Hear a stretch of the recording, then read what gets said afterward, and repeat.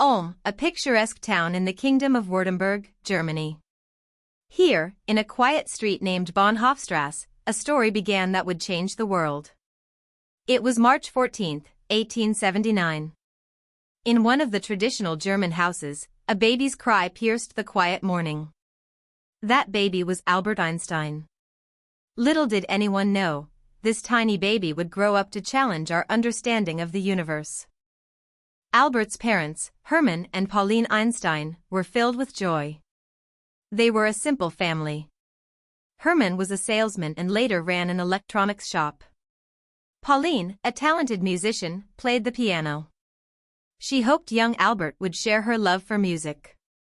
As a toddler, Albert was different from other children. He started talking quite late, which worried his parents. They wondered if something was wrong. But soon, they noticed something unique. When Albert spoke, he thought deeply and spoke with clarity. Each word he said was chosen with care. When Albert was about 5, his father showed him a simple pocket compass. Most children might have given it a brief glance and moved on. Not Albert. He was mesmerized. He wondered, why does the needle point in a certain direction?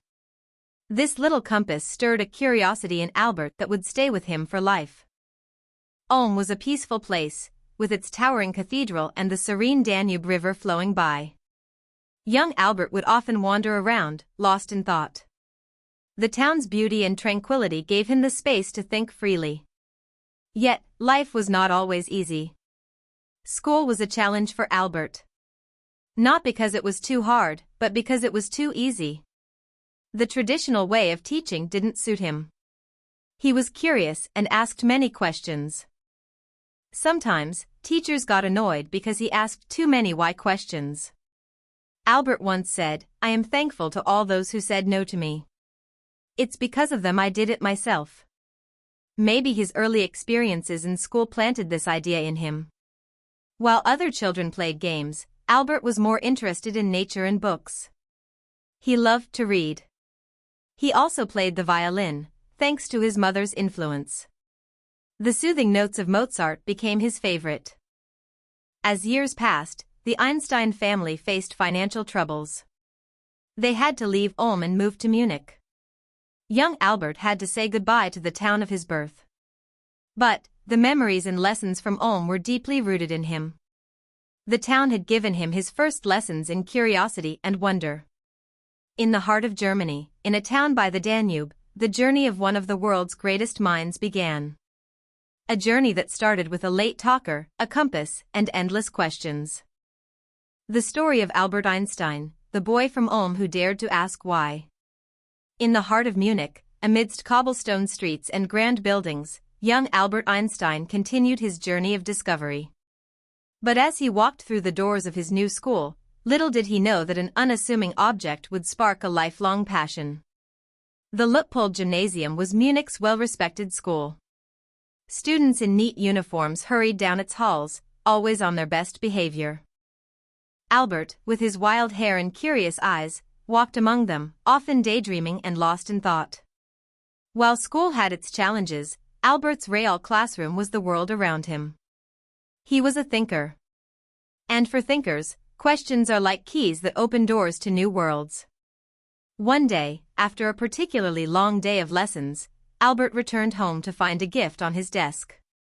It was a small, shiny pocket compass. This wasn't a toy or just any ordinary gift.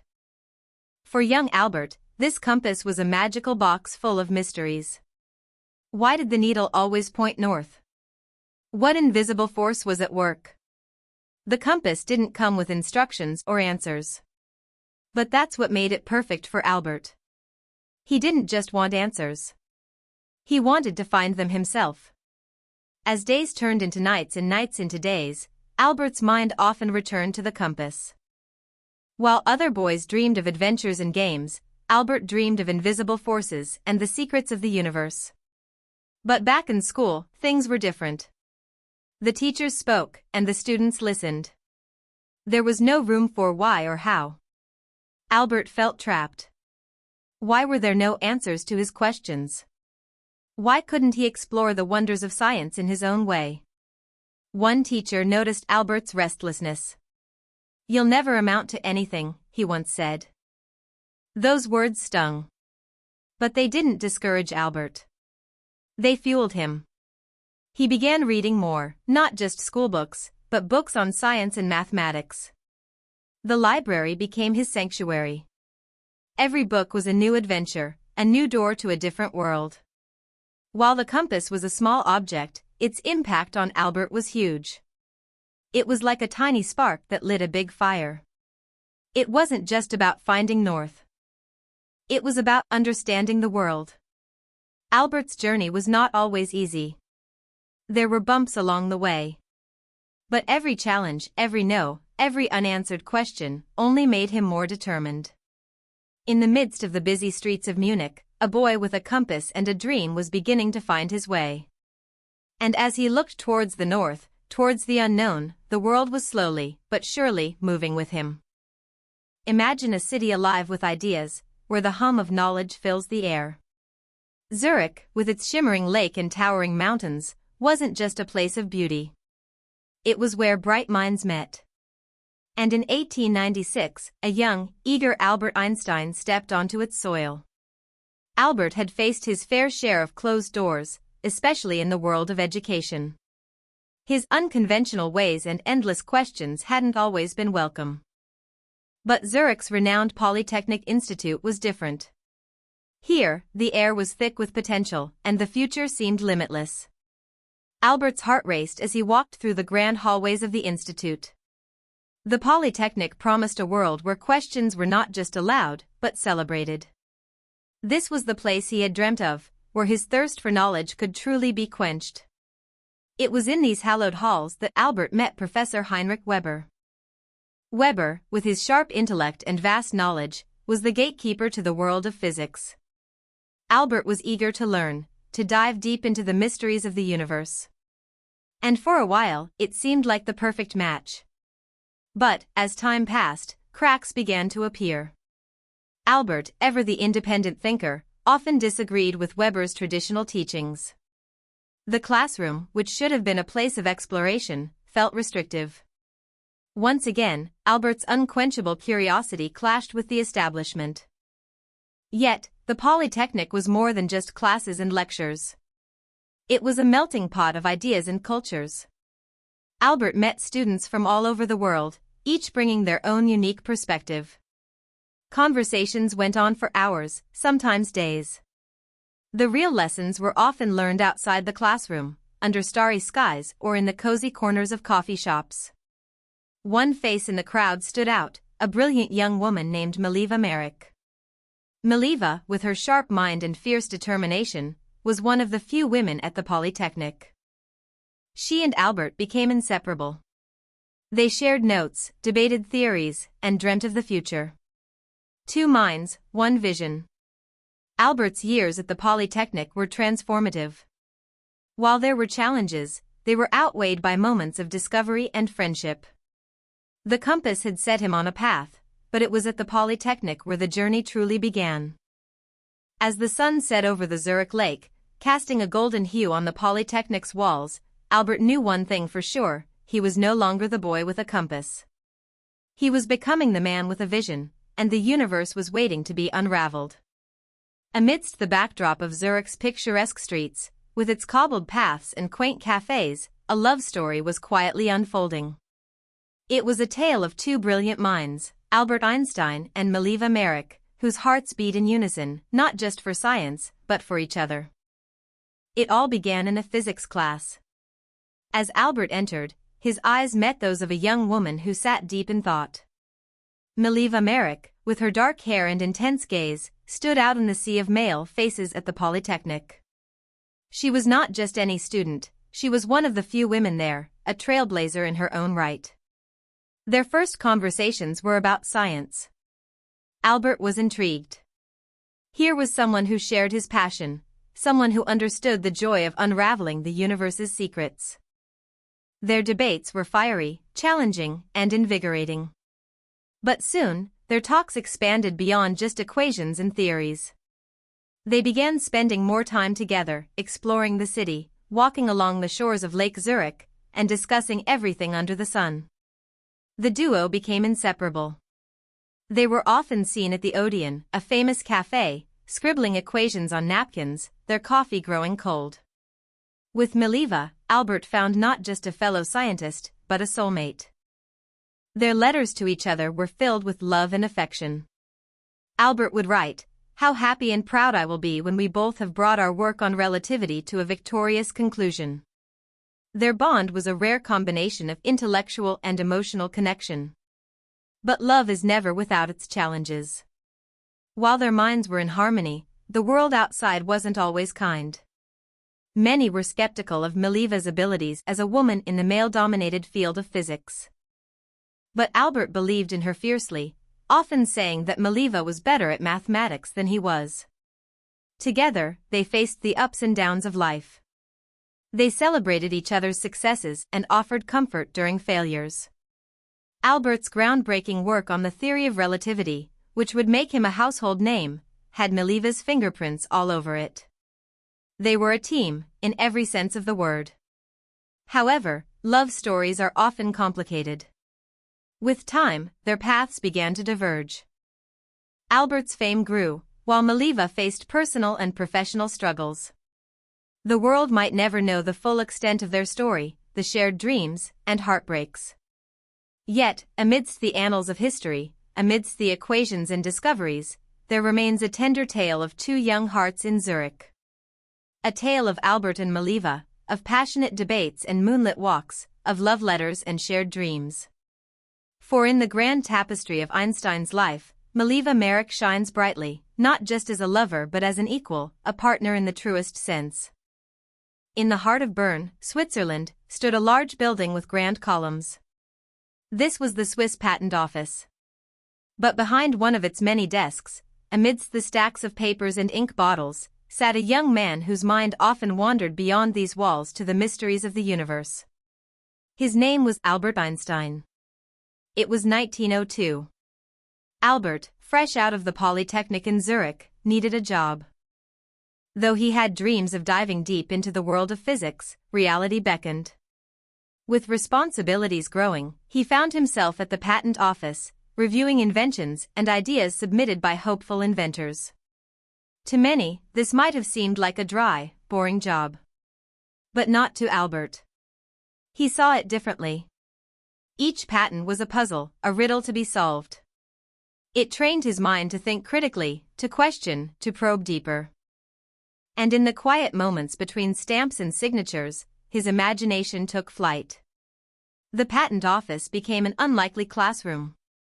While reviewing designs of clocks and electrical devices, Albert began to think about time and space. What if time wasn't fixed? What if space wasn't absolute? These questions, sparked by everyday objects, began to consume him. His desk, cluttered with papers, started filling with scribbled notes of his own. Ideas about relativity and the nature of light. The office's steady tick-tock of clocks became a backdrop to his groundbreaking thoughts on time dilation. It was in this unlikely setting that one of his most famous papers, on the electrodynamics of moving bodies, was born. It laid the foundation for his special theory of relativity, a theory that would challenge everything we knew about the universe. But Albert wasn't just a thinker, he was also a communicator. After hours, he would meet with friends, forming a small group they jokingly called the Olympia Academy. Together, they debated and discussed various scientific ideas. Albert's desk job, far from stifling his creativity, gave him the freedom to explore and share his theories. His friends saw his genius. But the world was yet to recognize it. For now, Albert was content. The patent office provided him stability, allowing his mind the freedom to roam wild. In the grand tale of Einstein's life, the Swiss Patent Office might seem like a minor chapter. But it was here, amidst patents and papers, that a young physicist's ideas began to take shape. Ideas that would one day change the world. The year 1905 dawned like any other. But in the world of science, it was about to become legendary. It was the year when a young man, still working at a patent office, would pen ideas that would shake the very foundations of physics. This was Albert Einstein's miracle year.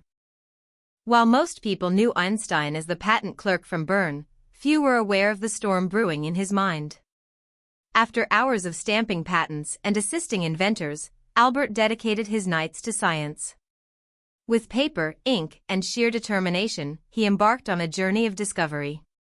4 papers emerged from Einstein's desk that year, each groundbreaking in its own right. They were like 4 bright stars lighting up the night sky of scientific understanding. The particle nature of light. Imagine a world where light behaved not just like waves but also like tiny particles. This was the bold idea Albert proposed. He called these particles photons. With this, he explained the mysterious photoelectric effect, earning him a Nobel Prize years later. Brownian motion. Looking through a microscope, tiny particles were seen dancing in water. What made them move? Albert's calculations on the random motion of particles provided evidence for something invisible yet fundamental: atoms. Special relativity. What if time and space are relative? Albert wondered. Breaking away from long-held beliefs, he introduced the idea that time can slow down and space can contract depending on how fast you're moving. The world's view on time and space would never be the same again. E equals mc squared, perhaps the most famous equation in the world. In simple terms, it means energy and mass are 2 sides of the same coin. This tiny equation would later play a big role in the development of nuclear energy. Each paper was like a magic trick, revealing secrets of the universe that had remained hidden for so long. The scientific community was abuzz. Who is this Einstein, they wondered. A patent clerk was becoming the talk of the town. The miracle year wasn't just about papers and theories. It was a testament to human curiosity, to the idea that groundbreaking thoughts can come from the most unexpected places. Albert, with his wild hair and playful smirk, became a symbol of this. A reminder that genius can be found anywhere, even in a patent office in Bern. As the year drew to a close, Einstein might have returned to his daily routines, but the world of science had changed forever. The stage was set. A physicist was born, and the universe was his playground. In the bustling world of the early 20th century, trains chugged, clocks ticked, and people went about their busy lives. But amidst this everyday hustle, a revolutionary idea was taking shape. An idea that would turn our understanding of the universe upside down. Enter Albert Einstein and his groundbreaking theory of relativity. Imagine you're on a train, gazing out of the window. To you, the trees and houses outside seem to be moving backward. But to someone standing outside, you're the one moving forward on the train. It's all about perspective. This simple idea was at the heart of Einstein's relativity. What we observe depends on our viewpoint, or in scientific terms, our frame of reference. Albert pondered a curious question: what if you were traveling alongside a beam of light? According to then understood physics, you should be able to catch up with the light and see it as stationary. But Albert's intuition said otherwise. He believed that no matter how fast you moved, light's speed would always appear the same, an unimaginable 299,792 kilometers per second. From this radical idea, Albert derived an even more astonishing conclusion: time itself could stretch or shrink. If you could travel close to the speed of light, time would slow down. A clock on your super-speedy spaceship would tick slower than one on Earth. You might age a year while decades pass by on our planet. It sounded like science fiction, but Albert was convinced it was fact. However, introducing such an idea was not without challenges. The world was used to seeing time as fixed, a steady tick-tock that never changed. Einstein's relativity challenged this very foundation. He was saying that time and space were intertwined, connected in a dance that depended on speed and gravity. It was a lot for people to wrap their heads around. Some were amazed, while others were skeptical. But as strange as it sounded, evidence began to pile up in favor of Einstein's theory. From bending light around stars to precise atomic clock experiments, the universe seemed to play by Einstein's rules. For Albert, it wasn't just about equations and tests. It was a journey into the heart of reality, a quest to understand the universe's very fabric. He once said, "When you sit with a nice girl for 2 hours, it seems like 2 minutes. But when you sit on a hot stove for 2 minutes, it seems like 2 hours."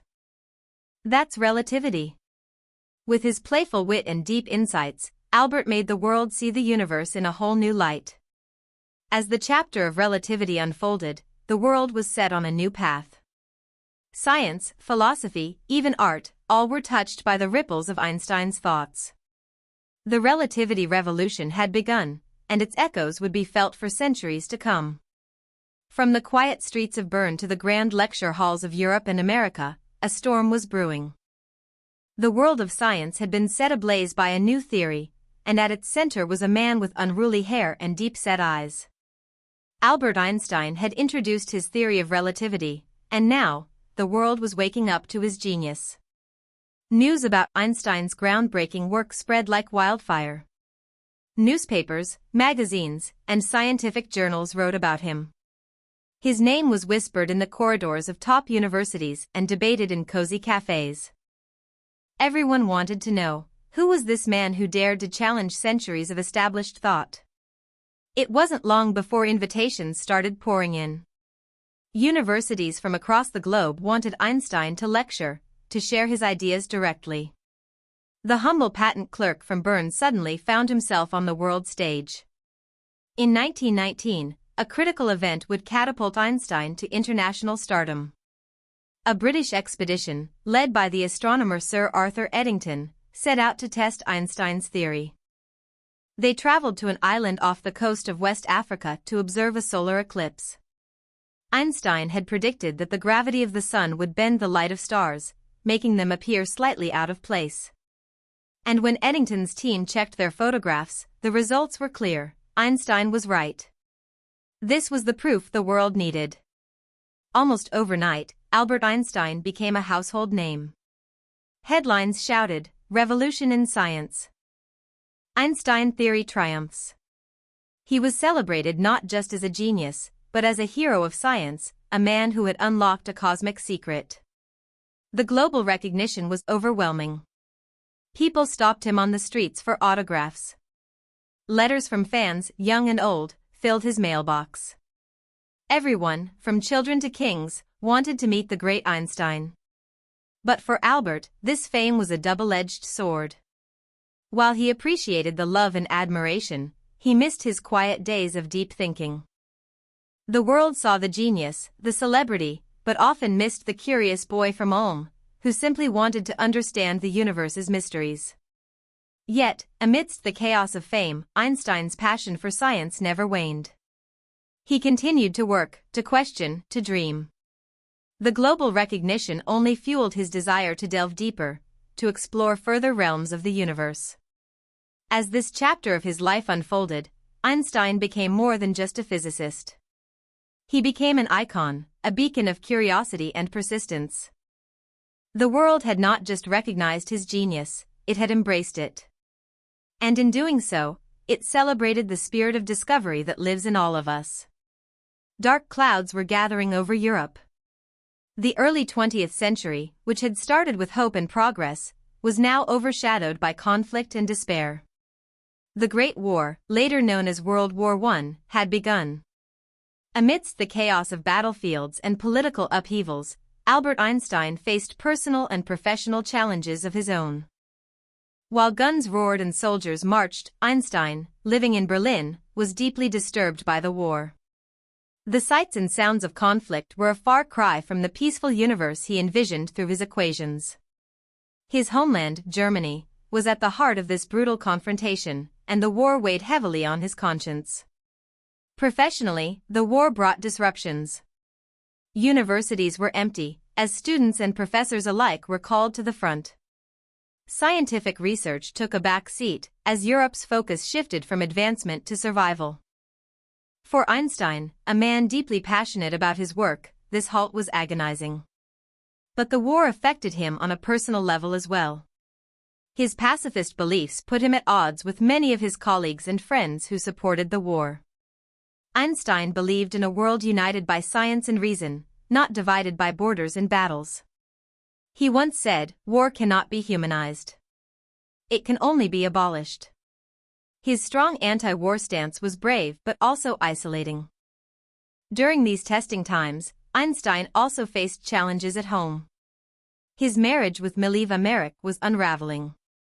The strains of personal differences, combined with the stresses of war, created an emotional battleground.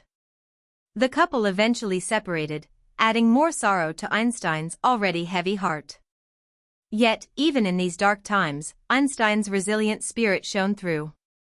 He used the relative calm of war-torn Berlin to dive deeper into his work.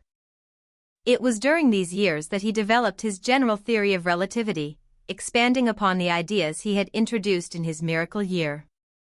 The war's silence, in a way, provided Einstein the space to think, to dream, and to explore the universe's mysteries. Furthermore, he didn't remain silent about the war. Einstein penned several essays and letters, advocating for peace and a united Europe. He dreamt of a continent bound by culture and cooperation rather than conflict.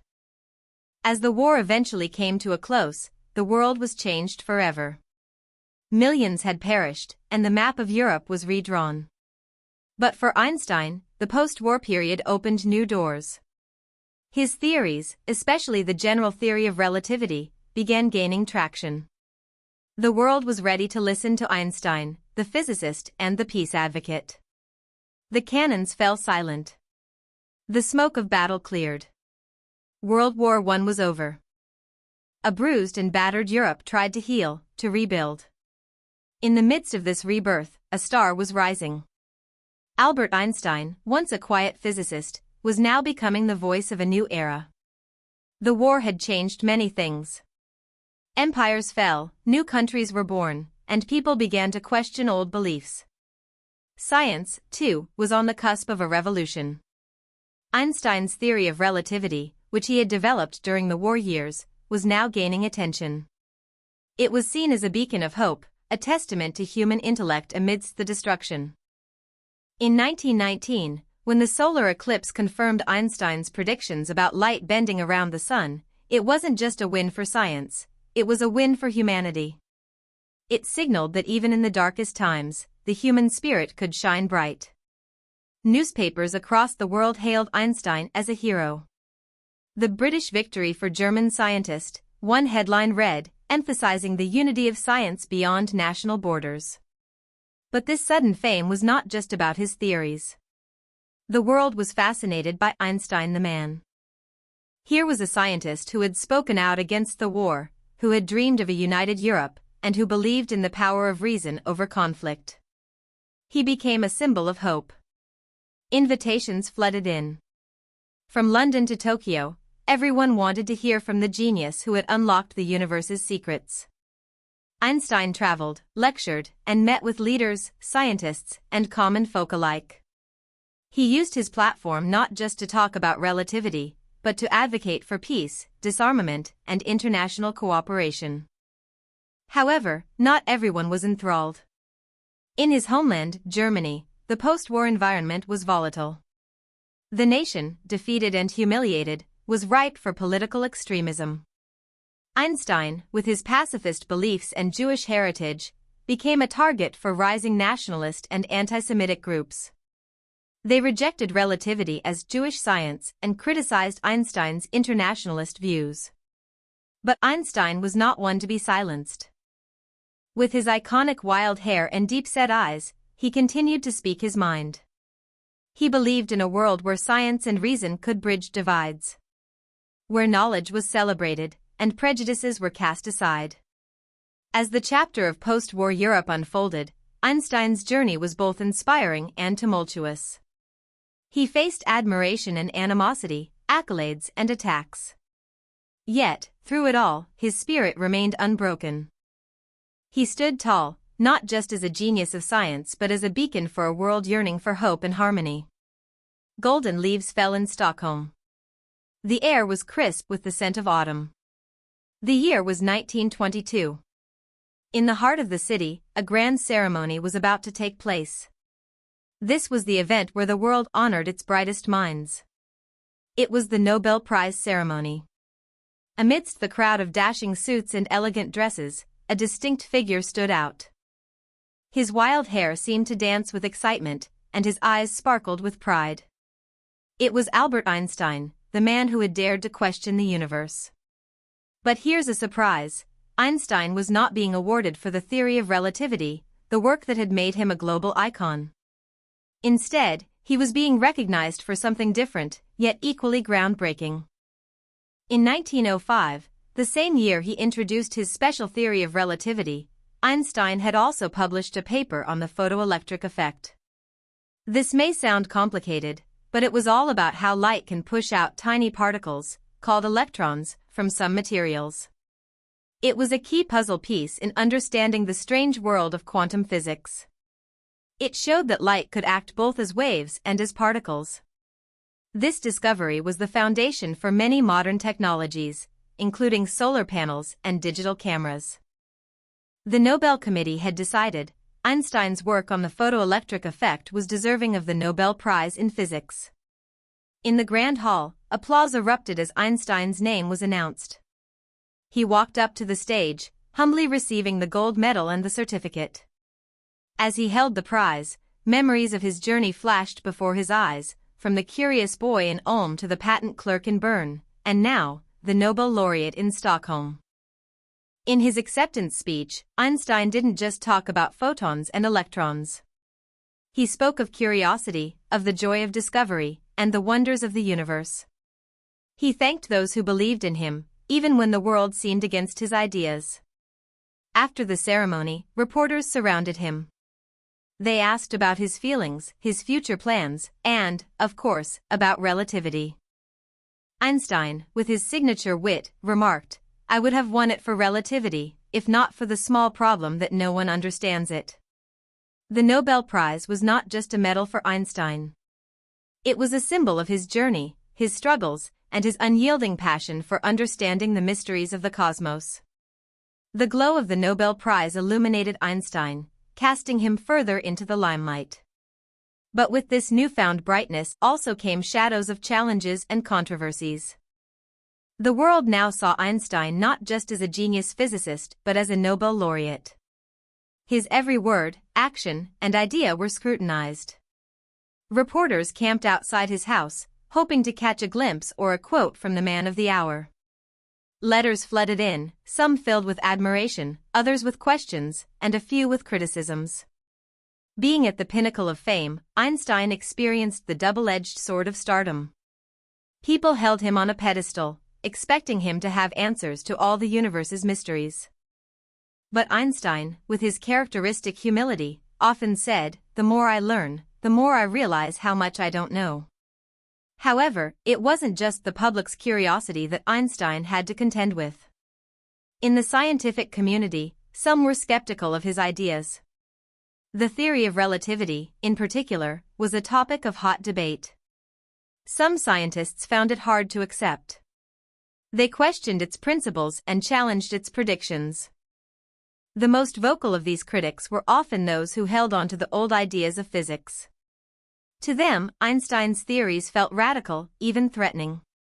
There were debates, conferences, and public talks where Einstein defended his work against these critics. He believed in the power of dialogue and was always ready for a healthy debate. But not all challenges were scientific. With the rise of anti-Semitic sentiments in Europe, Einstein, being Jewish, became a target. Some tried to discredit his work simply based on his heritage. They spread rumors, calling relativity Jewish physics, trying to belittle its significance. Einstein was deeply hurt by these personal attacks. He was a scientist, not a politician. But he realized that in these troubled times, silence was not an option. He spoke out against bigotry and prejudice, advocating for a world where ideas were judged on merit, not on race or religion. Despite the challenges, Einstein's spirit remained indomitable. He once said, "In the middle of difficulty lies opportunity." And he truly believed it. For every critic, there were thousands of supporters. For every controversy, there was a breakthrough waiting around the corner. As the chapter of the Nobel Prize closed, Einstein's journey was far from over. With fame came responsibility, and with challenges came growth. The laureate was ready to face the world, with all its wonders and woes, armed with his brilliant mind and compassionate heart. The 20th century was young, and the world of science was buzzing with new ideas. One of these ideas would become one of the most mysterious, thrilling, and puzzling of all. It was the world of the tiny, the world of the quantum. At the heart of this revolution was our hero, Albert Einstein. While most know him for his work on relativity, many don't realize his deep involvement in the birth of quantum physics. It began in 1900 when a scientist named Max Planck made a shocking proposal. To solve a problem in how heated objects glow, he suggested that energy could only be gained or lost in distinct packets or quanta. This was a massive departure from the smooth and continuous way scientists thought energy worked. Einstein, ever the curious mind, was intrigued. In 1905, the same year he introduced relativity, he dove into the quantum world. He explored the strange behavior of light, suggesting it was both a wave and a particle. His work on the photoelectric effect, which later won him the Nobel Prize, was a cornerstone of quantum theory. But quantum physics was not just about light. It soon began to reveal the weird and wonderful behaviors of atoms and their tiny parts. Particles seemed to be in multiple places at once. They acted differently when watched. The rules of the big world didn't apply to the quantum world. While Einstein helped give birth to quantum mechanics, he also became one of its biggest critics. He famously said, "God does not play dice with the universe," expressing his discomfort with the randomness and uncertainty that quantum physics proposed. But science is a journey, filled with debates, discoveries, and sometimes disagreements. As the 1920s progressed, many brilliant minds, like Niels Bohr and Werner Heisenberg, joined the quantum conversation. They defended the new theory, while Einstein posed tough questions. It was a golden era of physics. Here were the world's brightest, trying to understand the universe's tiniest bits. Meetings were held in vibrant European cities, where ideas flowed as freely as coffee. Einstein was often in the center, with his wild hair and passionate arguments, pushing the boundaries of understanding. Though he had reservations, Einstein's contributions to quantum mechanics were undeniable. He had sowed some of its first seeds, and now it was growing into a mighty tree of knowledge, with branches reaching into the future of science. The sun was setting over the picturesque city of Copenhagen. Inside a cozy room, two scientific giants, Albert Einstein and Niels Bohr, were deep in conversation. Papers were scattered everywhere, with scribbles of equations and drawings. Amidst their heated debate, Einstein leaned forward, his eyes intense, and uttered the words that would resonate through history: "God does not play dice." But what did Einstein mean by this? Why was the idea of God playing dice so unsettling for him? Quantum physics was uncovering a universe that behaved very differently from the one we see. In this tiny world, things were probabilistic, not definite. An electron, for instance, didn't have a fixed position until it was observed. It existed in a cloud of possibilities. This was deeply puzzling. How could something be in many places at once? Why does merely observing it settle its position? For Einstein, this was hard to accept. He believed in a universe that was logical, orderly, and deterministic. He felt there must be hidden variables, things we hadn't yet discovered, that would explain these odd behaviors. He wasn't denying quantum mechanics, but he felt it wasn't the complete picture. Niels Bohr, on the other hand, was a strong advocate of the new quantum theory. He believed that nature, at its core, was indeed probabilistic. He felt that it wasn't about hidden variables but a fundamental aspect of the universe. Their debates were legendary. Each meeting they had was like a battle of titans, filled with intellectual sparks. They challenged and respected each other in equal measure. One day, after hours of discussion, Bohr responded to Einstein's famous line. He said, "Stop telling God what to do with his dice." Bohr believed that just because the quantum world was strange didn't make it any less real. Despite his skepticism, Einstein's questioning spirit played a crucial role in shaping quantum theory. He posed thought experiments, scenarios to understand these concepts better. One of the most famous was the EPR paradox, which delved into the idea of entanglement, where particles, no matter how far apart, seemed connected. Einstein called this spooky action at a distance. He hoped to show that quantum mechanics had gaps. But as more experiments were done, the universe seemed to side with the quantum physicists. Entanglement was real, and the universe indeed had a touch of spooky. Yet, the beauty of science is its ever-evolving nature. Even today, researchers explore the depths of quantum mechanics, and Einstein's questions still echo, driving them forward. In the end, whether God plays dice or not, one thing is clear: Einstein's insatiable curiosity and his daring to question the universe left a mark on the world of physics, one that continues to inspire generations. The majestic halls of the Solvay Conference in Brussels became the next stage for the unfolding drama of quantum mechanics. Scientists from around the world gathered, eager to discuss the revolutionary ideas swirling in the physics community. Einstein, with his charismatic presence, was naturally at the center of many discussions. But despite his reservations about quantum mechanics, he wasn't a naysayer. He approached it with a mix of caution and wonder. As days went by, it became evident that Einstein's purpose was not to debunk the theory but to refine and understand it deeply. Outside the official meetings, informal chats brewed. At a quaint cafe, Einstein would often be seen with younger scientists, discussing over steaming cups of coffee. These moments were treasures. Young minds got a chance to spar intellectually with the great Einstein, while he, in return, felt rejuvenated by their fresh perspectives. However, one evening, a particularly intense discussion between Einstein and Bohr almost turned the friendly debate into a heated argument. The topic was, again, the core randomness that quantum mechanics proposed. Einstein, trying to emphasize his point, drew a sketch of a moon on a napkin. He then posed a question: do you really believe the moon exists only when you look at it? Bohr, after a reflective pause, replied, "We cannot speak about the moon's reality with any certainty unless we observe it." The statement encapsulated the essence of the quantum world's oddity and how deeply it challenged our classical notions of reality. As the conference concluded, it was evident that the world of physics was at a crossroads. Quantum mechanics was here to stay, but its implications were still a matter of personal belief and interpretation. Years rolled on, and as experiments became more advanced, many of the quantum predictions were proven accurate. The universe, at its tiniest scales, was undeniably strange and probabilistic. Yet, Einstein's discomfort remained a part of the narrative, reminding everyone that questioning, even in the face of popular belief, is at the heart of scientific pursuit. Reflecting on his journey with the quantum, Einstein, in his later years, said, "I have no particular quarrel with quantum mechanics. I just don't like its philosophy. But nature seems not to be asking my opinion."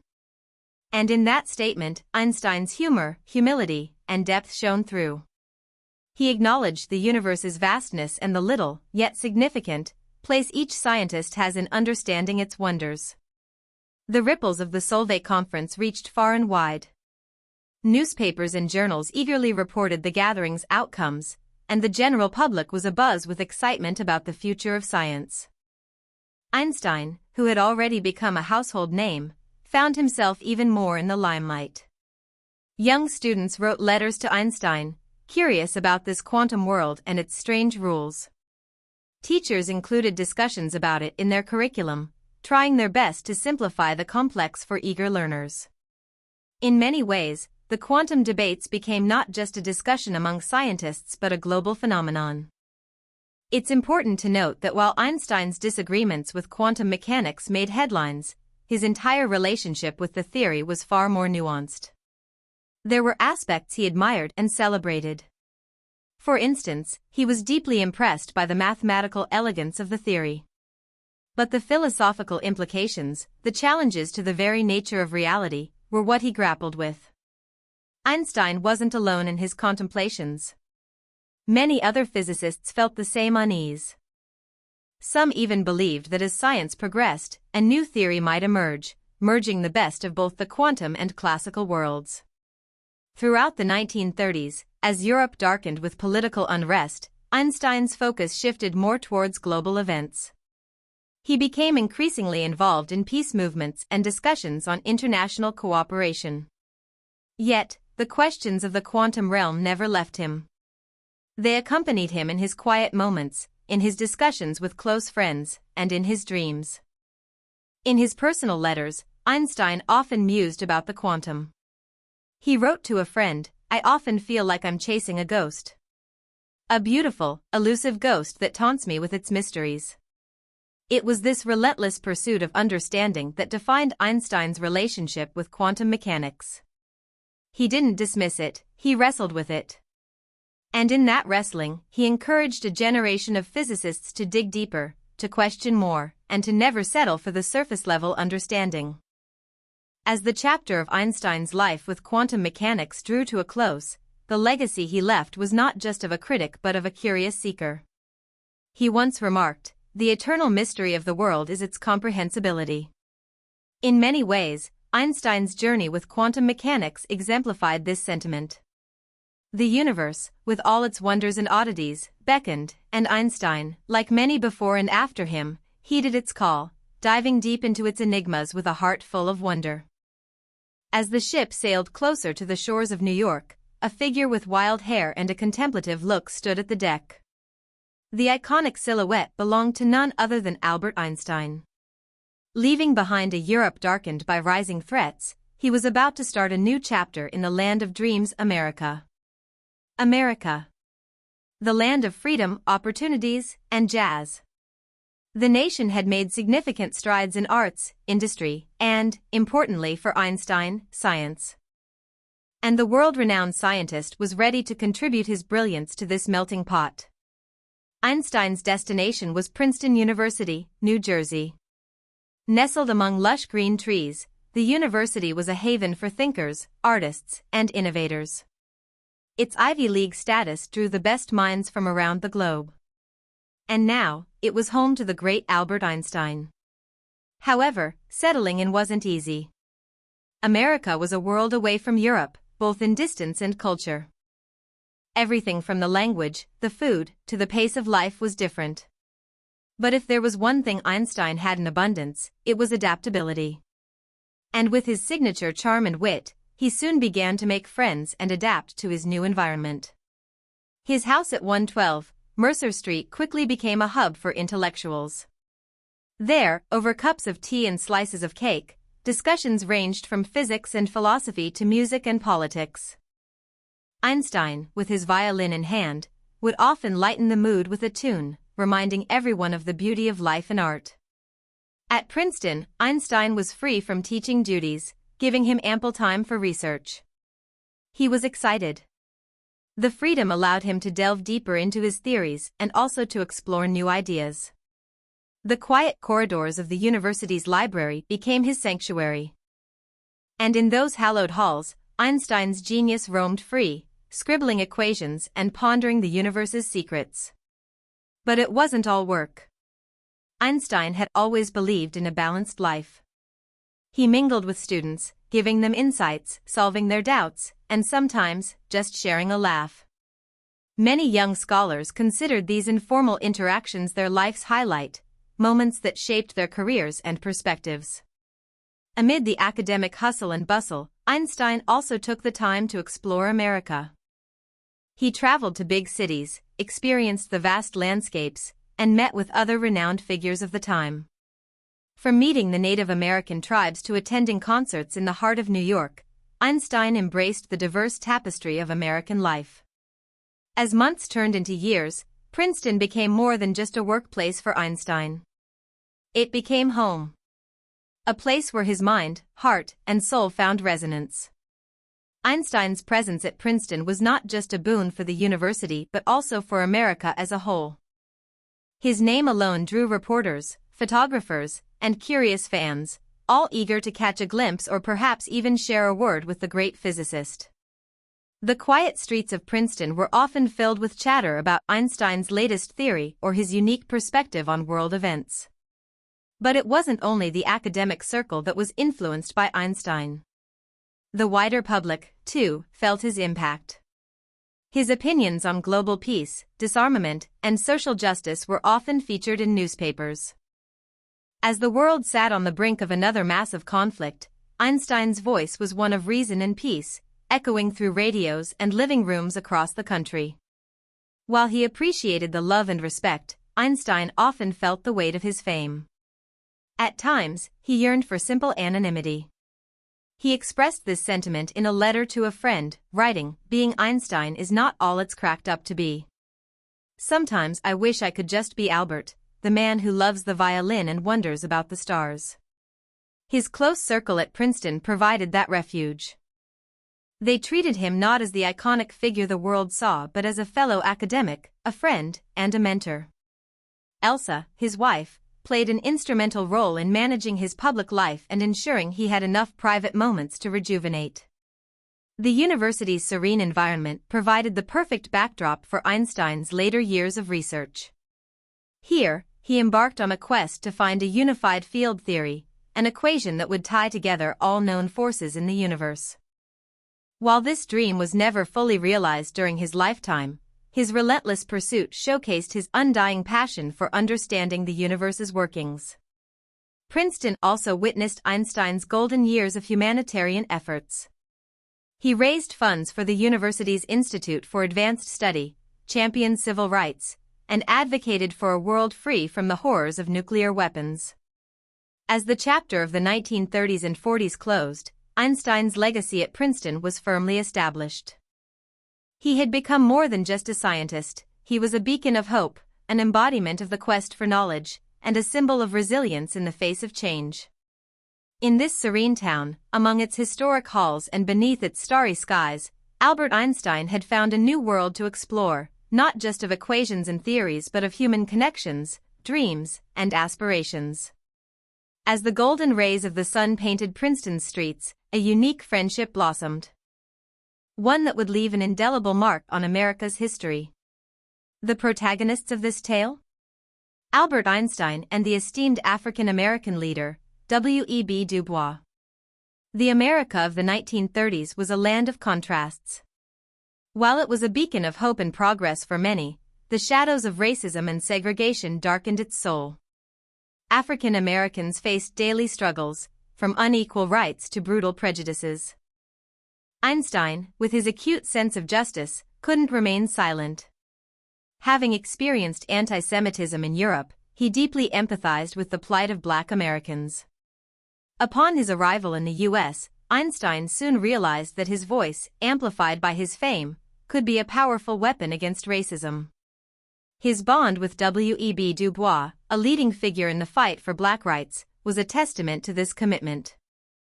The two shared deep conversations, not just about science or philosophy, but about justice, equality, and the future of America. Their letters, filled with mutual respect and shared dreams, became a beacon for many.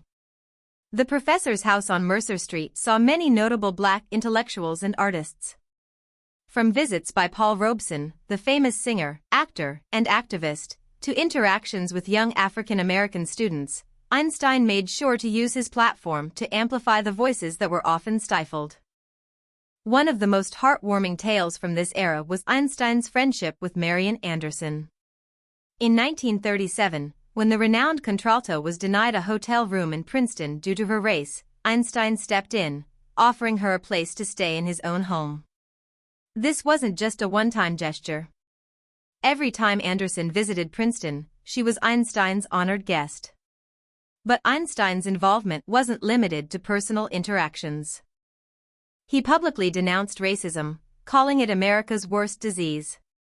In speeches, essays, and interviews, he passionately argued for the equality of all humans, irrespective of race or color. Perhaps one of his most bold and public statements was his support for the National Association for the Advancement of Colored People, NAACP.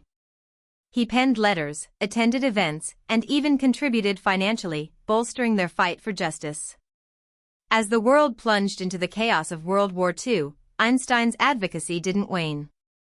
He continued to use his voice, his pen, and his presence to challenge the status quo, pushing America towards a brighter, more inclusive future.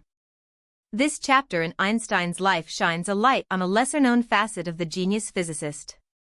Behind the equations and theories was a man with a beating heart, a moral compass, and an unwavering belief in the equality of all humans.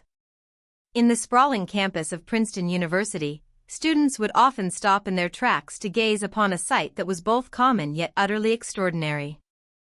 There, walking along the pathways, deep in thought but always ready with a kind word or nod, was Albert Einstein. And beside him, sometimes, were figures who represented the fight against racial prejudice in America.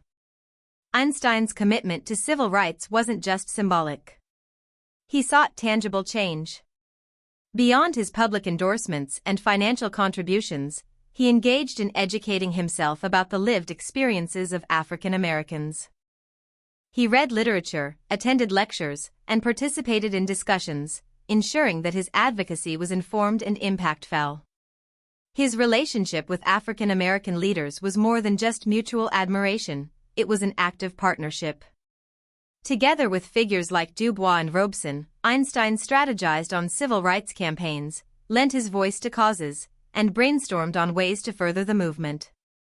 But, for all his global fame and acclaim, Einstein faced criticism and backlash for his stance. Many of his peers in the academic and scientific community, even some in Princeton, disapproved of his active involvement in what they viewed as political matters. Einstein, however, remained undeterred. For him, the fight against racism was not political, it was deeply personal, an ethical duty. His courage was not without its risks. Einstein received hate letters and threats. But alongside the negativity, there was an outpouring of gratitude. Letters from African American students, parents, and educators poured in, thanking the physicist for standing with them, for being an ally when many chose to look away. One such touching letter from a young black student read, "Dear Professor Einstein, in a world that often tells me I'm less, you make me feel like I can touch the stars. Thank you." As the years passed, the fight for civil rights intensified. While Einstein's health declined, preventing him from active participation in marches or protests, his spirit remained indomitable. He continued to write, speak, and advocate for an America where all its citizens, irrespective of their race, had equal opportunities to thrive. In this journey, Einstein evolved from being an outsider, a refugee from a war-torn Europe, to an American who deeply cared about the soul and future of his adopted homeland. By the time of his passing in 1955, Albert Einstein had etched his legacy not just in the annals of science but in the heart of America's civil rights movement. A legacy that would inspire generations to come, reminding them of the power of empathy, courage, and the pursuit of justice. On the surface, Albert Einstein's life shimmered with the glint of success, a renowned physicist, a global icon, a man who chased the mysteries of the universe. Yet, amidst the celestial wonders of his professional life, the earthly ties of family and love were a tangled constellation. Albert Einstein, the man who untangled the fabric of the cosmos, faced his own knots within the walls of his home. His personal life was not as smooth as equations on paper, it was filled with complexities and challenges that tested the strength of his heart. In the heart of Europe, a young Einstein had fallen deeply in love with Mileva Merrick, a fellow student at the Polytechnic in Zurich. Together, they navigated the waves of their budding romance amidst the pursuit of knowledge. Their union was a fusion of minds, a shared passion for physics, a love that resulted in marriage and children. But as the years passed, the storm clouds gathered. The relentless pursuit of his scientific work often created a distance between Einstein and his family. His wife, once his intellectual companion, found herself isolated, shouldering the weight of their family life. Their relationship, strained by the pressures of his growing fame and his absences, eventually broke. Einstein's letters to Mileva and his children painted a picture of love laced with regret. He expressed his affection, yet those written words couldn't fill the void created by his physical absence. He was a father who loved his children but struggled to be the parent they needed. The breakdown of his first marriage led to a second, to his cousin Elsa. It was a relationship that provided companionship and support through the tumultuous years of war and emigration. Yet, even this partnership was not without its trials, as Elsa had to come to terms with Albert's relentless dedication to his work and the public attention that it brought. Despite the strains, there were tender moments, times when Einstein put aside the papers and calculations to focus on his family. He played the violin, enjoyed sailing, and shared his love for music and nature with his loved ones. His personal correspondence reveals a man who was not just a thinker but a feeler, deeply human in his affections and his failings. He wrote of his dreams and his doubts, his hopes for his children, and his desire to be a better man. As the spotlight on Einstein grew, his private struggles remained in the shadows. He grappled with the complexities of his personal life, always seeking a balance that seemed as elusive as the unified theory he chased in his scientific endeavors. As the golden sun dipped below the horizon of Princeton, its last rays illuminated the figure of a man whose name was known across the globe, Albert Einstein. Yet, as he walked back to his modest home, the shadows cast by his towering fame grew longer and deeper. For Einstein, fame was a double-edged sword. It opened doors to the world's most prestigious academic circles and provided a platform to voice his beliefs on peace and humanity. But it also brought an incessant demand for his time and attention, a pressure that was as relentless as the ticking of a clock. He was an icon, and his visage, with the wild hair and kind eyes, became a symbol of genius. His name became a byword for intelligence, and his thoughts were sought on matters beyond the realm of physics. Reporters chased him for opinions on everything from politics to philosophy. The attention was overwhelming. His privacy was pierced by the public eye, every move watched, every word dissected. He yearned for solitude, for the quiet moments of contemplation that had once been the wellsprings of his theories. Yet, there were perks to his fame. He was afforded opportunities to travel, to meet with leaders and thinkers, to discuss ideas that could shape the future of humanity. His celebrity status allowed him to advocate for causes dear to his heart, world peace, Zionism, and the fight against racism. Einstein had an ambivalent relationship with his own fame. He used it when it served a greater good but was wary of its seductive allure. He knew that the pedestal on which the world had placed him was precarious. As much as his insights were lauded, he was also subject to intense scrutiny and criticism. In the quiet of his study, amidst the papers filled with equations and musings, Einstein reflected on this duality. He wrote in his letters about the strange life he led, one foot in the lofty realms of theoretical physics and the other in the cacophony of the public arena. He found solace in friendships and in mentoring young scientists, sharing with them the wisdom that not all that glitters in the life of a scientist is gold. He warned them of fame's distractions, its capacity to divert one's path from the pure pursuit of knowledge. As Einstein's fame swelled, so did the myth around him. The world often forgot that behind the legend was a man with a zest for life, a sense of humor, and a set of personal challenges like any other. In his twilight years, Einstein's reflections grew more profound. He pondered the legacy he would leave behind, not just of scientific breakthroughs, but of the human he had been. Would the world remember the complex man behind the fame? The year was 1939. A gentle breeze played through the quiet streets of Princeton, carrying with it whispers of unease that transcended the serene facade of the academic utopia. Albert Einstein, the pacifist, found himself at the center of a tempest that would change the course of history. Einstein, a man of peace, faced a paradox that tormented his conscience. He sat in his study, wrestling with the knowledge that the very physics he had devoted his life to could now unleash unimaginable power. The discovery of nuclear fission had opened the gates to both boundless energy and catastrophic weaponry. As the clouds of war darkened the skies of Europe, a group of physicists approached Einstein.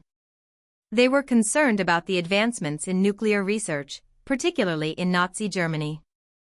The possibility that Hitler could develop a bomb of unprecedented destructive power was a fear that gripped them all. Einstein, revered for his intellect and influence, became the voice of this concerned group. The decision was heavy on his shoulders. By signing the letter drafted by his colleague Leo Szilard, he would alert the United States government to the potential of nuclear weapons. It was a move that could initiate the creation of an atomic bomb, an instrument of war that contradicted his every moral stance. The world knew Einstein as the herald of relativity, a theory that had no direct link to the mechanics of atomic bombs. Yet, his eminence gave weight to the warning. With every stroke of his pen on the letter to President Franklin D. Roosevelt, Einstein felt the gravity of the situation. It was a plea to spur the American government into action, to compete in the race for nuclear arms, for fear that the worst might come if they did not. Einstein's relationship with the atomic bomb was complex. He played no direct role in its development, his science was foundational but not applied. Yet, the Einstein-Szilard letter, as it came to be known, was a catalyst that led to the Manhattan Project, the top-secret endeavor to build the bomb. The dichotomy haunted Einstein. His name, synonymous with the greatest strides in theoretical physics, would now be inked in the annals of history for its association with a weapon of mass destruction.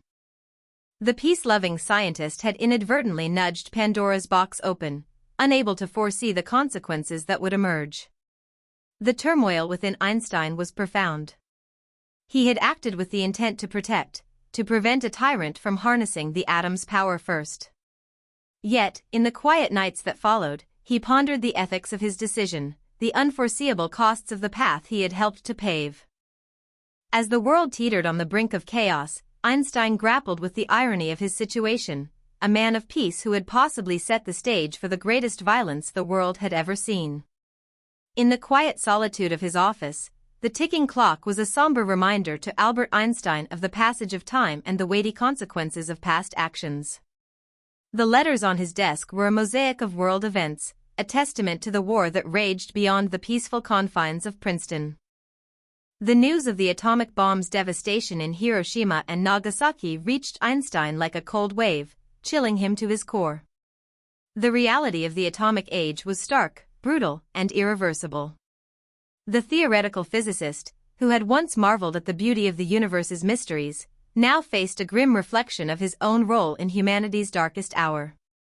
Einstein's initial belief in the necessity of the bomb had been a calculation for peace, a hope that a show of strength would deter a greater evil. But the stark images of destruction, the unimaginable human suffering, gave him pause. Had his letter to Roosevelt set in motion this chain of events? Was he, in part, responsible for the unleashing of this terrible force? The weight of these questions bore down on him. Regret is a powerful emotion, and for a mind as profound as Einstein's, it was an endless labyrinth of ethical dilemmas and what-ifs. Could he have foreseen the consequences? Should he have stayed silent, or spoken louder against the very weapon he feared? Einstein's pacifism was well documented, his advocacy for world peace a constant throughout his later years. The bomb, however, changed the landscape of global politics and war.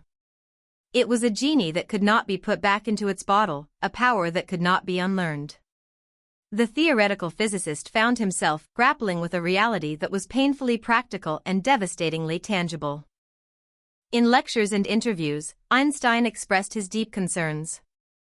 "The release of atomic power has changed everything except our way of thinking," he famously said, urging humanity to adopt a new way of thinking for survival. The burden of knowing his indirect connection to the atomic bomb weighed heavily on his conscience. Einstein's commitment to humanity took on a new fervor. He spoke out against nuclear proliferation and the arms race. He lent his voice to initiatives that aimed for international control of atomic energy and the promotion of peace. As Einstein advanced in years, his reflections on responsibility deepened. He saw that his actions, regardless of intent, were threads woven into the fabric of history, each with its own repercussions. He recognized that no scientist, however noble their pursuit, could divorce their discoveries from the world they would inherit them. The man who had once dreamt of uncovering the universe's secrets now dreamt of a world where science and reason would guide humanity away from the precipice of its own making. It was a dream tinged with both hope and regret, a wish for future generations to look beyond the horizon with wisdom and caution. As the morning light spilled over the quiet town of Princeton, the world outside buzzed with a different kind of energy.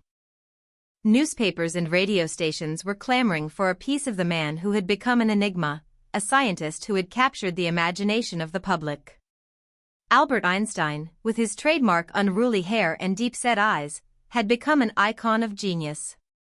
The media followed his every move, eager to broadcast his thoughts on matters ranging from the cosmos to the complexities of human society.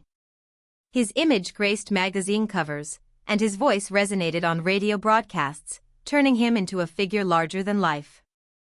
But Einstein was a reluctant celebrity. He cherished his privacy and the simplicity of his work above the commotion of fame. Yet, he understood the power of his celebrity status. Each public appearance and interview was an opportunity, not for personal glorification but to promote the causes dear to his heart: peace, education, and the responsible use of scientific discovery. His interviews were not the usual fare. Reporters learned quickly that Einstein would not give them trivial anecdotes or easy sound bites. Instead, he challenged them with discussions on the philosophy of science, the urgency of disarmament, and the importance of democratic freedoms. Public appearances were a delicate dance for Einstein. Crowds would gather to hear him speak, not just to witness the mythic figure but to absorb the wisdom he shared in his gentle, measured voice. When he stepped onto a stage or in front of a camera, there was a palpable sense of expectation, as if each word he uttered could unlock more mysteries of the universe. Despite his discomfort with fame, Einstein's sense of humor often shone through. He quipped with reporters, posed for photographs with his tongue cheekily stuck out, and didn't shy away from making his more complicated theories accessible to the curious masses. However, the constant attention was not without its drawbacks. The endless demand for his presence, opinions, and endorsement was exhausting. His home became a fortress against the siege of public interest, his study a sanctuary where he could retreat to the numbers and equations that behaved more predictably than any audience. Einstein's status as a celebrity brought with it an unspoken responsibility. He was aware that his words carried weight and that his endorsement lent credibility. He chose his causes carefully, advocating for a global community where science served humanity and wisdom guided progress. As the day wound down and the cameras and microphones receded, Einstein returned to his thoughts and calculations. The fame he wore like an ill-fitting suit was left at the door. Inside his study, surrounded by the quiet comfort of his books and papers, Einstein was not the public figure adored by millions but the persistent seeker of truth, forever in pursuit of the light of understanding. If the walls of Einstein's study could talk, they would tell tales sprinkled with chuckles and profound thoughts, a true reflection of the man who occupied the room. Albert Einstein, the world-renowned physicist, was not just a cerebral giant. He was a man of peculiar habits and a wry sense of humor that endeared him to those who knew him well. One could argue that Einstein's distinctive character traits were as revolutionary as his theories. His disheveled look, with his wild hair and often absent tie, became as famous as his formula E=mc². It was a look that spoke of a man who lived in his mind, for whom external appearances were mere afterthoughts in the grand scheme of the universe. Einstein's daily walk to the Institute for Advanced Study was a pilgrimage of thoughts, his pace slow, his eyes often lost in contemplation. He walked the same path daily, a routine that gave him the predictability he cherished. Yet, he always carried a compass, not for direction, but as a symbol of his belief that there was a compass for the human spirit, guiding it through the mysteries of life. The violin was Einstein's companion in solitude and thought. He played not for perfection but for the pure joy of music, often saying that in another life, he would have been a musician. His musical soirees were private affairs, a rare opportunity for friends to witness the man behind the genius lose himself in the melodies of Mozart, whom he profoundly admired. His humor was another facet of his unique personality. Einstein enjoyed good jokes, his laughter as infectious as his curiosity. He once joked that he put his socks in the refrigerator to keep them fresh, a jest, perhaps, but one that reflected his playful side. There were anecdotes aplenty about his forgetfulness, like the time he famously forgot his own address, asking a postman to guide him home. Or when he quipped that he didn't memorize anything that could be looked up, which summed up his practical approach to knowledge. Einstein's office at Princeton was a testament to his quirks. Papers were stacked in seemingly disorganized chaos, yet he knew precisely where everything was. Colleagues and students often found him deep in thought, his gaze fixed on his cluttered blackboard, covered in a cryptic array of equations. Behind his enigmatic presence lay a profound simplicity. He didn't crave material possessions, finding contentment in simple pleasures, a boat ride, a plate of spaghetti, or a conversation with a friend. To Einstein, life's complexities were to be found in the realms of theoretical physics, not in the mundane matters of everyday living. As the spotlight of fame grew brighter, Einstein's personality traits became legendary, the subject of countless stories that lifted him from the pages of science to the realm of folklore. Yet, he remained indifferent to the myth-making, focused instead on the pursuit of knowledge and the richness of a life lived in the mind. As autumn colors started to adorn Princeton's trees year after year, Albert Einstein, the venerable sage of physics, continued his scientific pursuits with a passion that defied his advancing age. In his cluttered office, time seemed to stand still, absorbed into the very fabric of his relentless quest, a unified theory that would connect everything in the universe. The scene in his office was a silent yet fervent one. His white hair, now an unruly halo, was a stark contrast to the deep concentration etched on his face. There he sat, surrounded by mountains of papers, his hand scribbling furiously, then pausing, a telltale sign of a new idea crystallizing in his brilliant mind. This unified theory, a theory of everything, was Einstein's dream. It was an aspiration to weave the tapestry of the universe's forces into one single, elegant mathematical narrative. While others might have been content to rest on their laurels, Einstein believed his work was far from finished.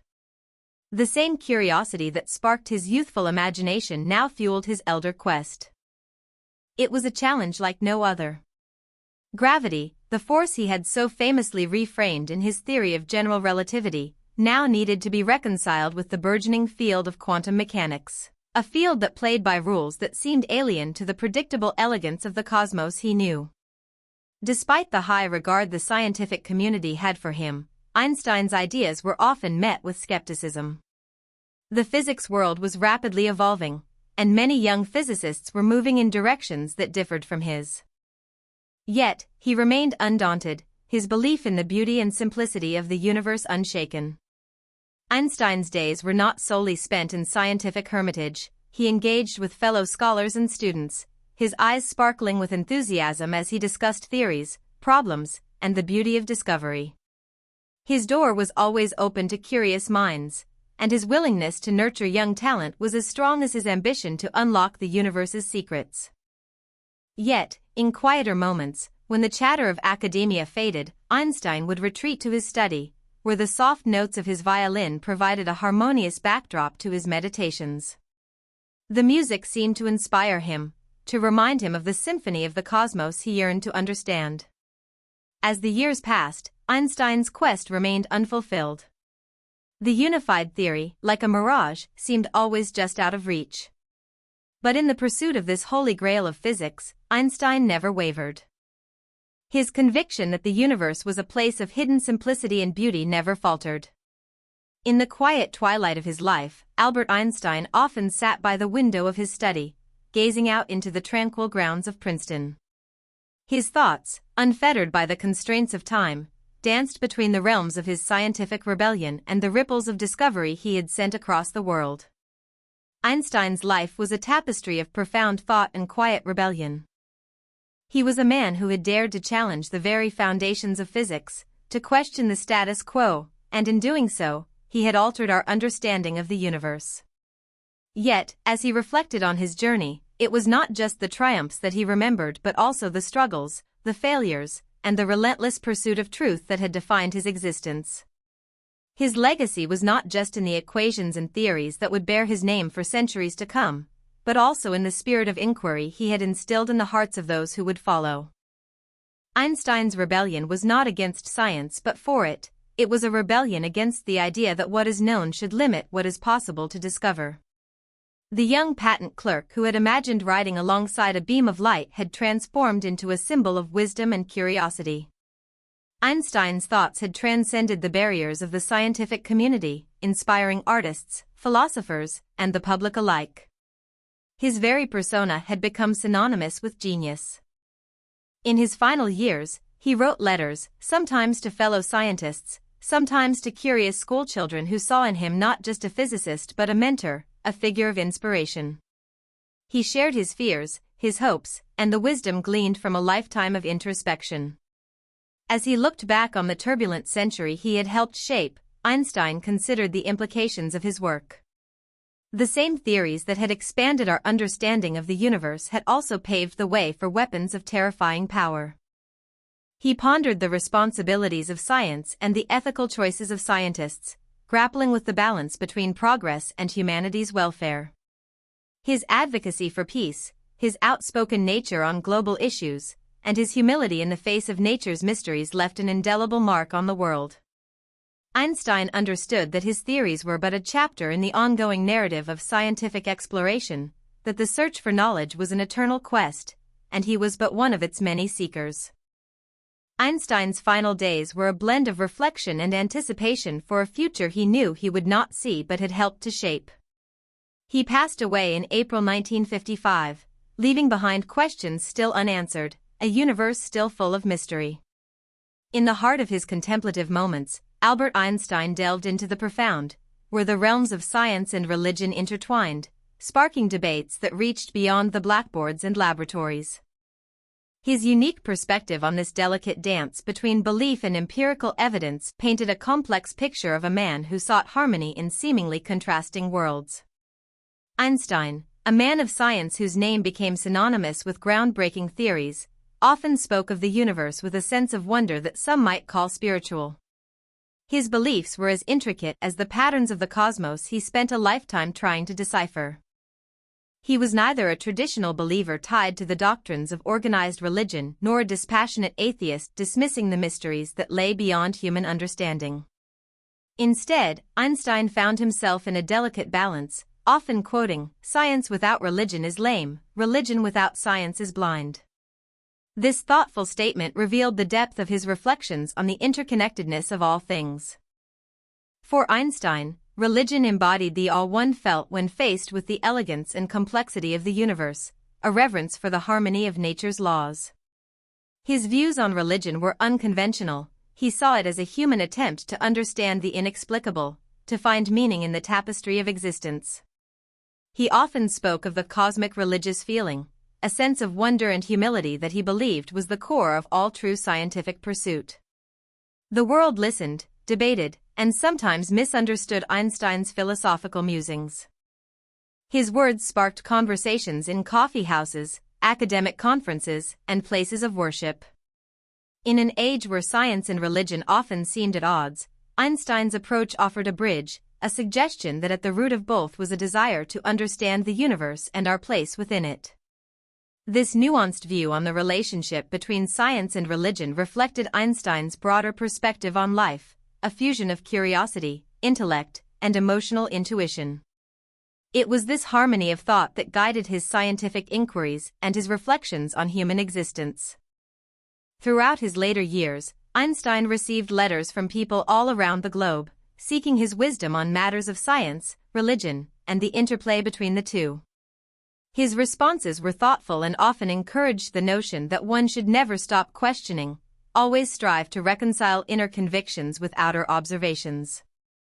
Einstein's beliefs and their impact extended beyond the confines of the scientific community, prompting us to ponder the greater questions of why we are here and how we can understand our universe.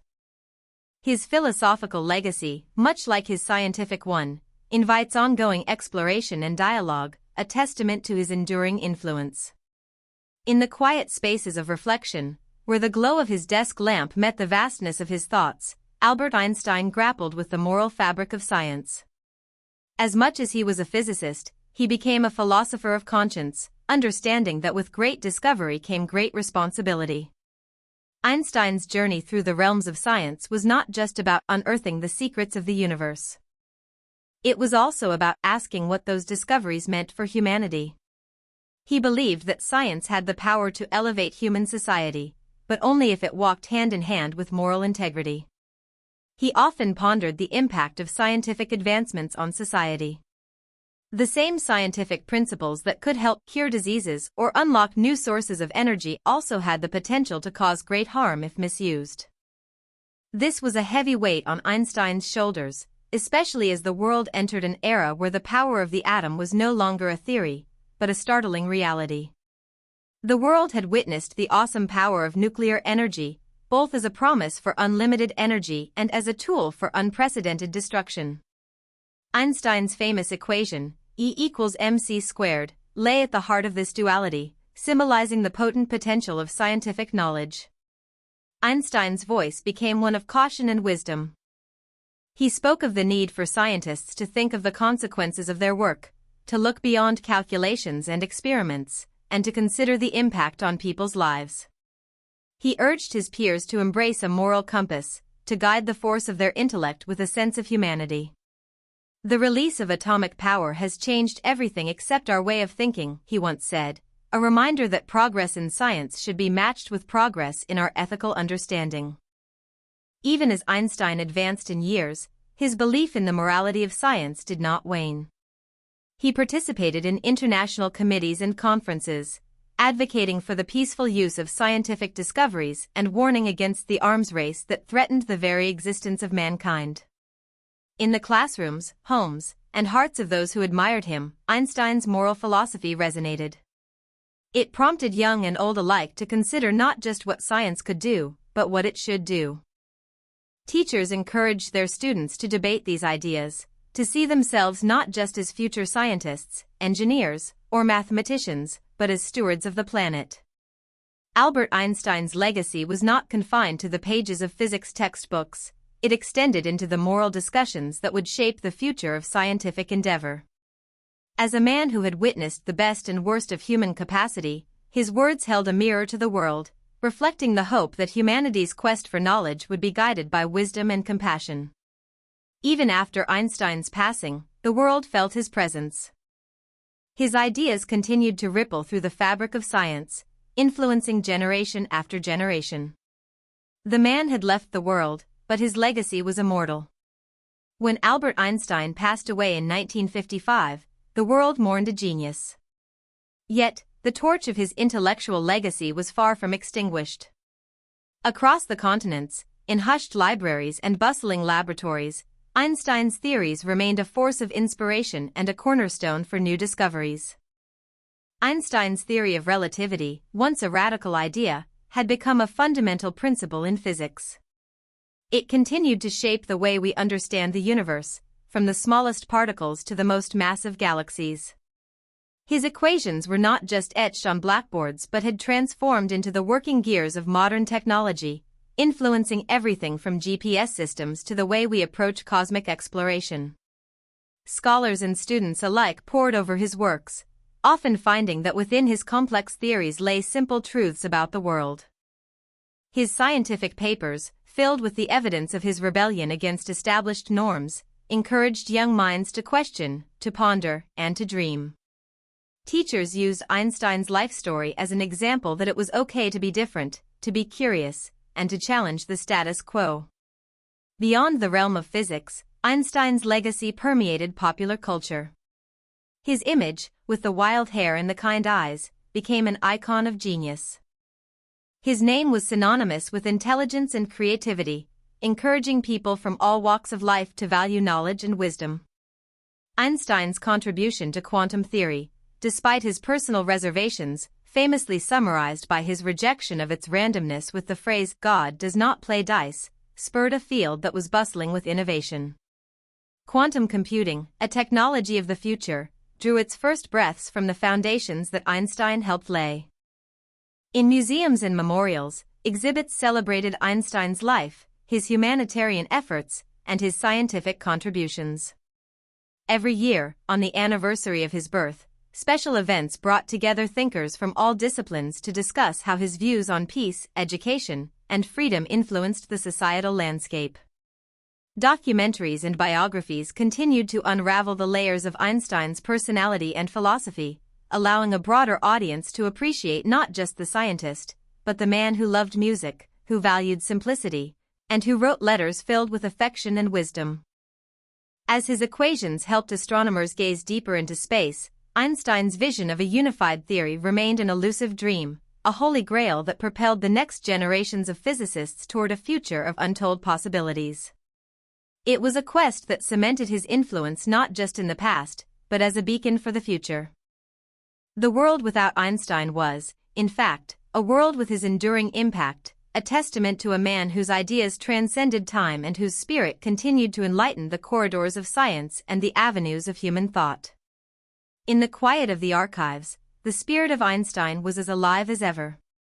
Here lay the essence of his life's work, carefully preserved for the future, a treasure trove of knowledge waiting to be explored. After Einstein's death, his legacy continued not only in classrooms and theories but also in the form of the Einstein Archives. The archives became a sacred space, housing the countless documents, letters, and manuscripts that Einstein had left behind. They were the physical remnants of a mind that had soared beyond the stars. Located in a special section of a renowned university, the archives were much more than a collection of papers.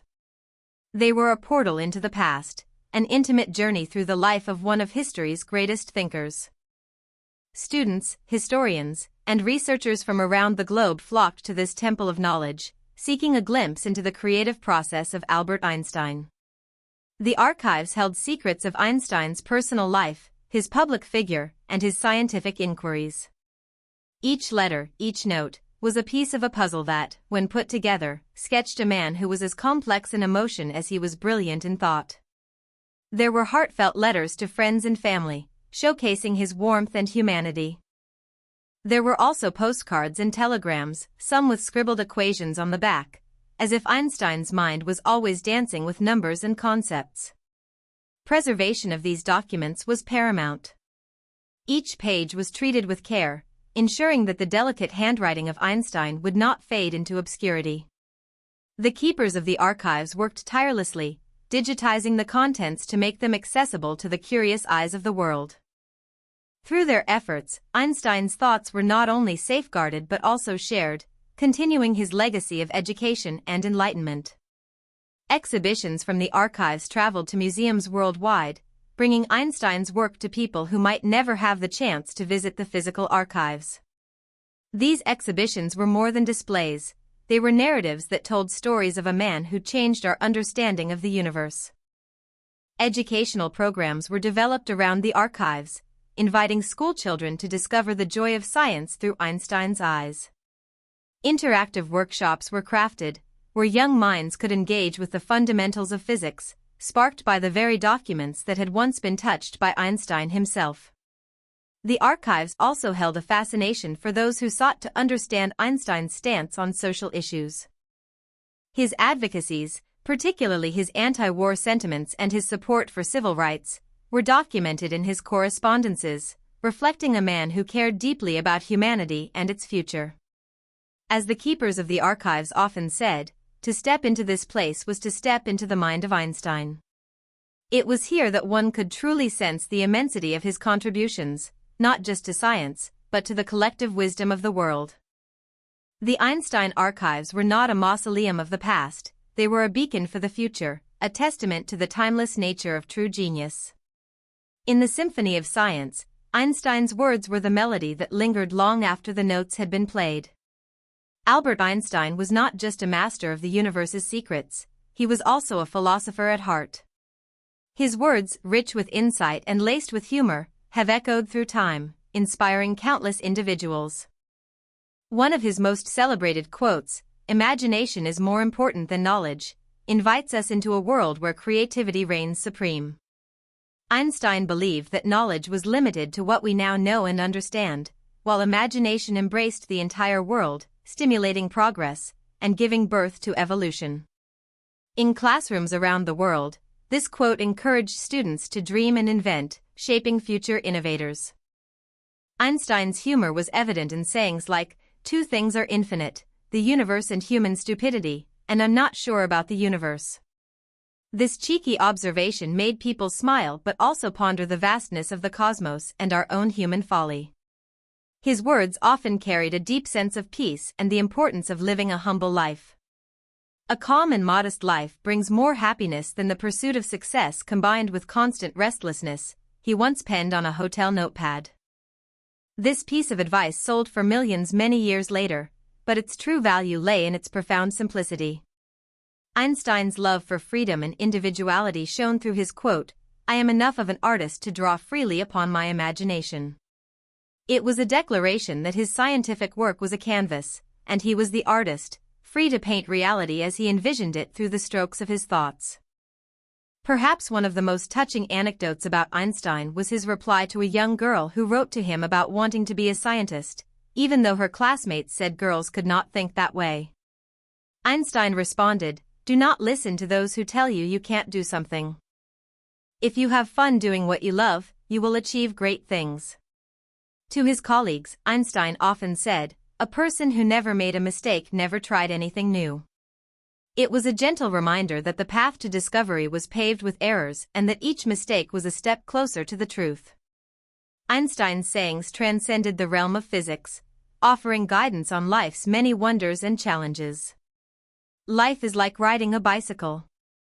To keep your balance, you must keep moving, he advised, likening the need for persistence in life to the balance one seeks when riding a bike. Through these quotes, Einstein left a legacy that was not confined to the theoretical. It was a legacy of wisdom, a beacon for the curious, the dreamers, and the seekers of truth. His words were a map for those navigating the complex journey of life, showing that wisdom could be found in simplicity and that curiosity was the compass leading to the most profound discoveries. The genius of Einstein did not just unfold in the equations he wrote, it was also woven into the words he shared with the world. Einstein's brilliance was matched only by his wit and his playful rebellion against the mundane. Albert Einstein, a name synonymous with genius, also had a lighter side, one filled with humorous tales and amusing quirks that humanized this icon of science. One such story takes us to a dinner where Einstein was puzzled by his dessert spoon. It was evidently too big for his coffee cup. Without a moment's hesitation, he folded it, making it fit, much to the amusement of his fellow diners.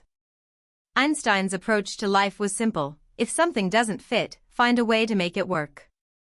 His playful nature was never more evident than in his response to a fan who asked if it was true that a journalist had once said he was happy because he didn't wear socks. Einstein's reply was classic: "When I was young, I found out that the big toe always ends up making a hole in the sock. So I stopped wearing socks." It was practical, typical Einstein logic, and it certainly gave a new angle to fashion. Another notable anecdote involves Einstein's daily walks from Princeton home. His secretary, often trying to ensure he didn't lose his way, decided to sew his address inside his jacket. Einstein, with a twinkle in his eye, would remark that it was not in case he got lost, but for others to return him if they found him wandering. Einstein's wit came to the fore when he was once asked by his assistant what type of hat he preferred. "The type that covers my head," he answered with a smile. His attire was never a priority, but rather an afterthought to the workings of his mind. His light-hearted approach to life was also seen in his interactions with children.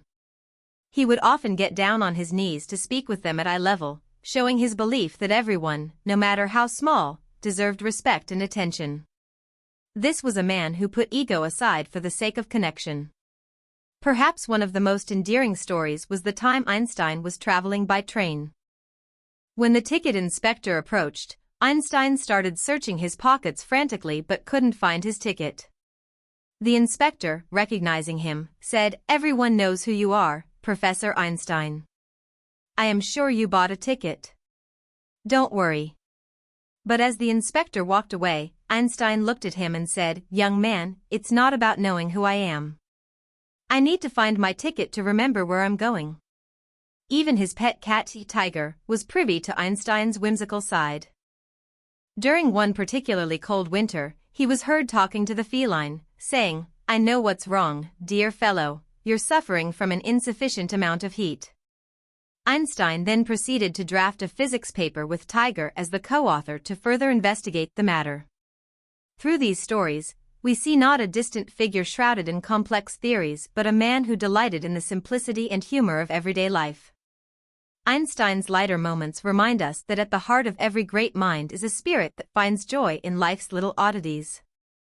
As the story of Albert Einstein unfolds, it becomes clear that his legacy is as timeless as the universe he sought to understand. In the quiet town of Princeton, on the 18th of April, 1955, the world bid farewell to a man whose ideas had ignited the imagination of generations. Albert Einstein's journey had come to an end, but the impact of his work was just beginning to reshape the landscape of modern science.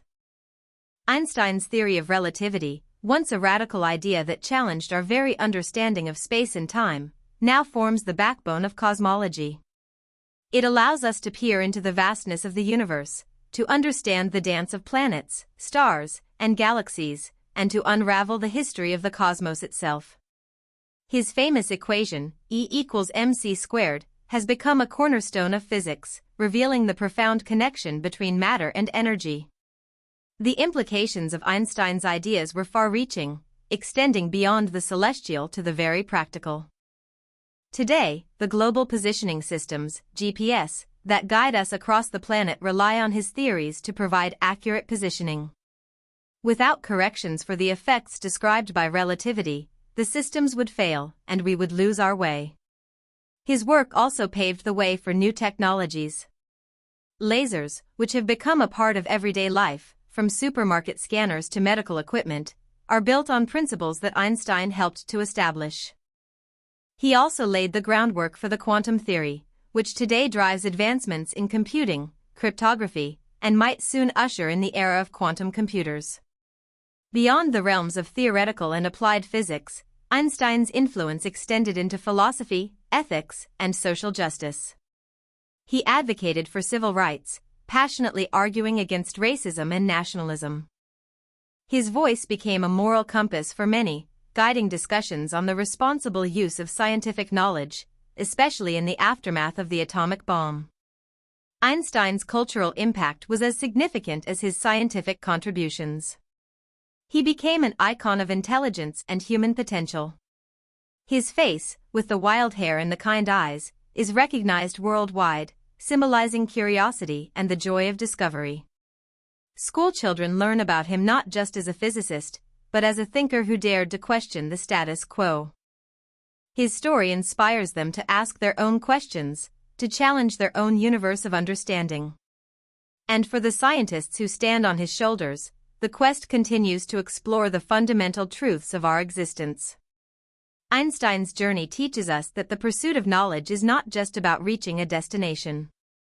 It is about the courage to travel paths untrodden, to imagine the unimaginable, and to forever change the way we perceive the world. In this sense, Albert Einstein's legacy is not bound by the laws of physics. It is as vast as the universe, as timeless as the questions he posed, and as enduring as the truths he uncovered. In classrooms buzzing with curiosity, in laboratories brimming with innovation, and in the silent depths of space, Einstein's spirit lives on. Albert Einstein was more than just a physicist, he was a beacon of inspiration, a symbol of unending curiosity. His legacy goes beyond equations and theories, it is a timeless call to wonder, to question, and to explore. Imagine a young girl, her eyes wide with curiosity, staring up at the stars. She holds a book about Einstein and dreams of unlocking the secrets of the universe. This is the essence of Einstein's gift to future generations, a flame of curiosity that burns across time and space. Einstein taught us that every question is the beginning of an adventure, that every challenge is an opportunity to learn. In schools across the world, his story encourages students to embrace their questions and to celebrate the process of discovery. Teachers use his famous thought experiments to spark imagination, and students learn that creativity is just as important in science as it is in art or music. His influence is not confined to academia. Entrepreneurs, artists, and thinkers from all fields look to Einstein as an example of how to think differently. His ability to see beyond the surface, to imagine the unseen, shows us that innovation is not just about new ideas, but about new ways of seeing the world. Einstein's voice, still heard in his writings and quotes, echoes through the corridors of time, urging us to remain curious and to keep asking, why? His playful nature, his love for music, and his simple joys remind us that the pursuit of knowledge need not be a solemn affair, it can be filled with laughter, joy, and beauty. In an age where information is at our fingertips, Einstein's approach to learning, the deep desire to understand rather than just to know, is more important than ever. He inspires educators to foster critical thinking and to encourage the kind of deep comprehension that leads to true innovation. Beyond education and personal development, Einstein's life is a testament to the impact of science on society. He shows us that science is not just a collection of facts but a powerful force that can shape the future. It is a tool for building bridges between cultures, for solving global challenges, and for expanding the horizon of human potential. As we look ahead, the challenges facing our world are as complex as they are daunting. Yet, in the spirit of Einstein, we are reminded that with curiosity, courage, and a bit of rebellion, there are no limits to what we can achieve. Einstein's story is not merely one of a physicist who changed the world, it is a story that continues to inspire us to change our own worlds, to reach for our own stars. It is a message that tells every one of us, no matter our age or background, that we all have the power to think, to dream, and to understand. The end of Einstein's personal journey marked the beginning of countless others. His legacy is not just in the past, it is alive in the present and vibrantly leading us into the future.